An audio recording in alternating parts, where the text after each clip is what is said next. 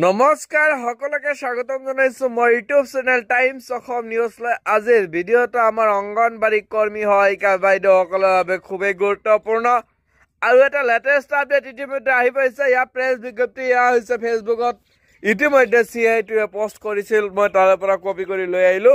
আৰু ইয়াৰ পিছত অসম ৰাজ্যিক অংগনবাড়ী কৰ্মী সহায়িকা সন্থাই কি নতুন আপডেট দিছে, কিমান তাৰিখৰ পৰা ধৰ্ণা কাৰ্যসূচী পুনৰ আৰম্ভ কৰাৰ কথা কৈছে আৰু কি নতুনকৈ সিদ্ধান্ত সন্থাই লৈছে সবিশেষ এইটো ভিডিঅ'ত আপোনালোকে চাব পাৰিব।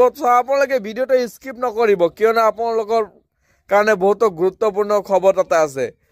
চৰকাৰৰ নিৰ্লিপ্ততাৰ প্ৰতিবাদৰ পুনৰ ধাৰাবাহিক আন্দোলনত নামিল অংগনবাড়ী কৰ্মী সহায়িকা।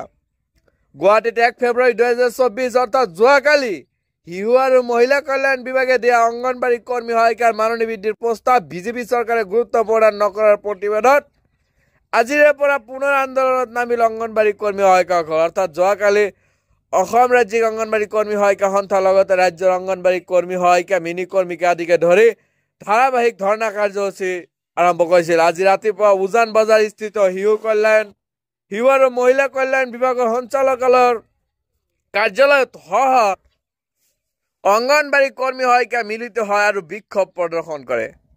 অসম ৰাজ্যিক অংগনবাড়ী কৰ্মী আৰু সহায়িকা সন্থাৰ উদ্যোগত সংঘটিত হোৱা কাৰ্যসূচীত সংগঠনটোৰ ৰাজ্যিক সভানেত্ৰী জয়মতী দাস, সাধাৰণ সম্পাদিকা ইন্দ্ৰাণী ওৰাকে ধৰি কেইবাগৰাকী নেত্ৰীয়ে অংশ লয় আৰু অসম চৰকাৰৰ শ্ৰমিক বিৰোধী নীতিৰ প্ৰতিবাদ কৰে। কাৰ্যসূচীত CITUৰ ৰাজ্যিক নেতা মদন তালুকদাৰ, পটুল বৰ্মনেও অংশ লয় আৰু বিক্ষোভকাৰী কৰ্মী সহায়িকাক উদ্দেশ্যে বক্তব্য ৰাখে। বক্তাসকলে কয় যে সমগ্ৰ দেশৰ লগতে অসমতো ৰূপায়ণ হৈ থকা সংহত শিশু বিকাশ আঁচনি ICDS মানৱ সম্পদ বিভাগৰ বুনিয়াদী বেৰি কৰি তোলাৰ বাবে অতি জৰুৰী এখন আঁচনি। কোৱা হৈছে যে ICDS হৈছে মানৱ সম্পদ বিভাগৰ বুনিয়াদী গঢ়ি তোলাৰ এটা ভেটি গঢ়ি তোলাৰ এটা জৰুৰী এখন আঁচনি।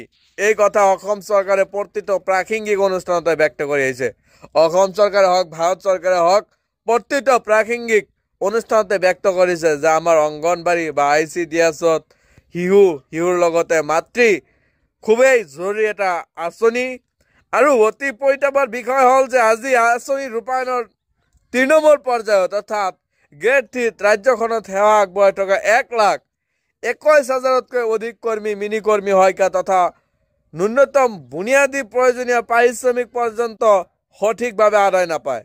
কামৰ বোজা প্ৰতিদিনে বৃদ্ধি পাই আছে। চৰকাৰৰ বিভিন্ন বিভাগৰ আঁচনি ৰূপায়ণৰ তৃণমূল স্তৰৰ সংগঠন হল অংগনবাড়ী কৰ্মী সহায়িকাসকল, কিন্তু কামৰ বোজা বহন কৰিও পাৰিশ্ৰমিক হিচাপে আজিৰ সময়ত মাননি পাই আছে কৰ্মী এগৰাকী মাহিলী মাত্ৰ 6,500 টকা আৰু মিনি কৰ্মীয়ে পাই আছে মাত্ৰ 3,250 টকা। আনহাতে সহায়িকা এগৰাকী পাই আছে 3,250 টকা। আনহাতে মিনি কৰ্মী এগৰাকী মাহিলী মাত্ৰ 4,750 টকা মাননি পায়। এই সামান্য মাননিৰে বৰ্তমান দ্ৰব্যমূল্যৰ বজাৰত নিজৰ অত্যাৱশ্যকীয় সামগ্ৰী ক্ৰয় কৰি জীৱন নিৰ্বাহ কৰাটো কিমান কঠিন হ'ব পাৰে সেয়া সহজে অনুমেয়। এই পটভূমিত অংগনবাড়ী কৰ্মী সহায়িকাসকলক বিভিন্ন সময়ত বিক্ষোভ কৰি আহিছে। আপোনালোকে নিশ্চয় জানে যে বিভিন্ন সময়ত আজি 2023 চন 23 চনতে অংগনবাড়ী কৰ্মী সহায়িকা ধৰ্ণা কাৰ্যসূচী কৰিবলগীয়া হৈছিল আৰু এইবাৰ 2024 চনতেই ধৰ্ণা কাৰ্যসূচী এতিয়াও অৱসান ঘটা নাই। কৰ্মী সহায়িকাৰ মাননি বৃদ্ধিৰ বাবে যোৱা অক্টোবৰতে সমাজ কল্যাণ বিভাগে কৰ্মী সহায়িকাৰ মাননি বৃদ্ধিৰ প্ৰস্তাৱ বাবে অসম চৰকাৰলৈ প্ৰস্তাৱ প্ৰেৰণ কৰিছিল। আপোনালোকে নিশ্চয় এইখিনি জানে।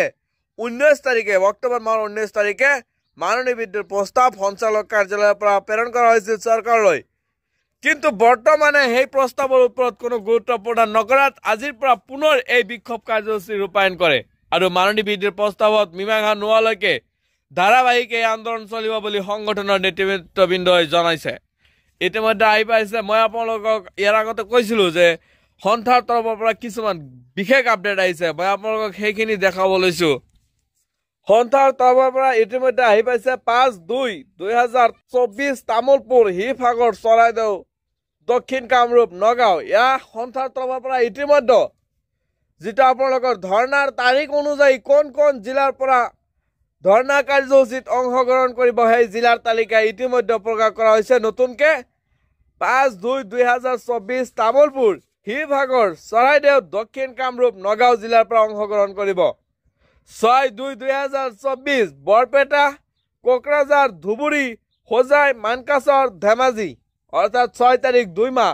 আপোনালোকে 9 তাৰিখলৈ ধৰ্ণা কাৰ্যসূচী কৰিব, যেটো 9-10-12 তাৰিখলৈকে 12 তাৰিখলৈ ধৰ্ণা কাৰ্যসূচী দিয়া হৈছে। আৰু অৰ্থাৎ আপোনালোকৰ 12 ফেব্ৰুৱাৰী যদি আপোনালোকৰ মাননীয় বিদ্যুৎ অফিচিয়েলি জাননী প্ৰকাশ নকৰে, তেনে ক্ষেত্ৰত 13 তাৰিখৰ পৰা অসহযোগ কাৰ্যসূচী হাতত ল'ব বুলি সন্থা ইতিমধ্যে জনাইছে। 6-2-2024 বৰপেটা, কোকৰাঝাৰ, ধুবুৰী, হোজাই, মানকাছৰ, ধেমাজি আৰু 7-2-2024 অৰ্থাৎ ফেব্ৰুৱাৰী মাহৰ 7 তাৰিখ শোণিতপুৰ, বিশ্বনাথ চাৰিআলি, ওদালগুৰি, কামৰূপ, কৰিমগঞ্জ। 7 তাৰিখ অৰ্থাৎ ফেব্ৰুৱাৰী মাহৰ 7 তাৰিখ শোণিতপুৰ, বিশ্বনাথ চাৰিআলি, ওদালগুৰি, কামৰূপ, কৰিমগঞ্জ। আপোনালোকে নামবিলাক মনত ৰাখিব। 8 তাৰিখ 2 মাহ 2024 অৰ্থাৎ 8 তাৰিখে 8 তাৰিখত লখিমপুৰ, কাৰ্বি আলং, ডিমা হাছাও, কামৰূপ মহানগৰ, দৰং। আৰু 9 ফেব্ৰুৱাৰী অৰ্থাৎ 9 তাৰিখ 2024 যৌথ সমাৱেশত সমূহ অংগনবাড়ী বান্ধৱীসকলক অংশগ্ৰহণ কৰাৰ বাবে আহ্বান জনোৱা হৈছে। এবাৰ 9 তাৰিখত প্ৰতিখন জিলাৰ পৰাই অংগনবাড়ী কৰ্মী সহায়িকাক অংশগ্ৰহণ কৰিবলৈ সন্থাৰ তৰফৰ পৰা ইতিমধ্যে আপডেট প্ৰকাশ কৰিছে। আপোনালোকৰ কাৰণে এইখিনিয়ে আজিৰ লেটেষ্ট আপডেট আছিল।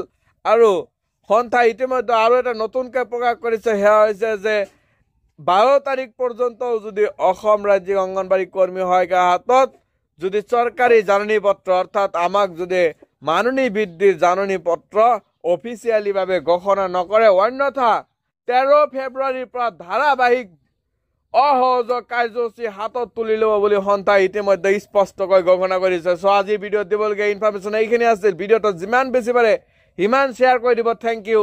জয় অসম।